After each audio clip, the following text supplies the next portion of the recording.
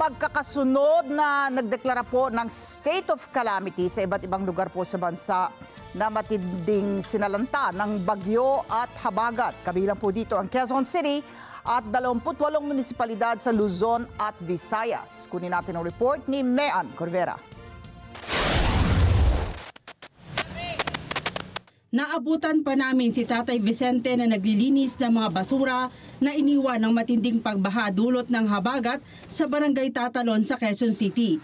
Kwento niya, umabot sa hanggang dibdib ang tubig baha at halos kahapon lang ito bumaba. Sanay na po kami. 1960 tawo kami dito. Tulig-ilog po nakatira eh.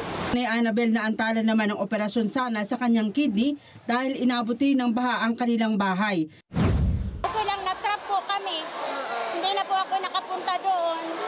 Nadiretso na lang po kami kasi baha na po. Biglang taas yung baha. Kaya dito kami. Ngayon po, ang problema ko, nanginginig yung buong katawan.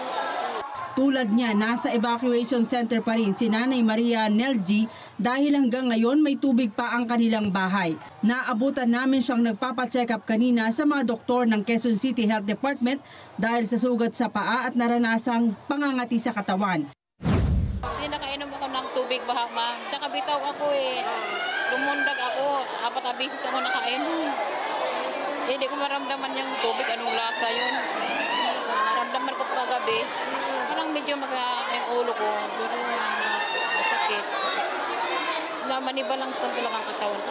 Ilan lamang sila sa may 5,000 individual o mahigit 1,400 families na namamalagi ngayon sa Diosdado Elementary School sa Barangay Tatalon. Hindi pa sila pinayagang makauwi ng bahay dahil sa banta ng bagyong Dante at Emong. Ayon kay Mayor Joy Belmonte, nagdeklara na sila ng state of calamity sa buong lungsod. Hanggang kanina umabot na anya sa mahigit 37,000 ang nailikas sa mga evacuation centers mula yan sa may 62 barangay sa Quezon City.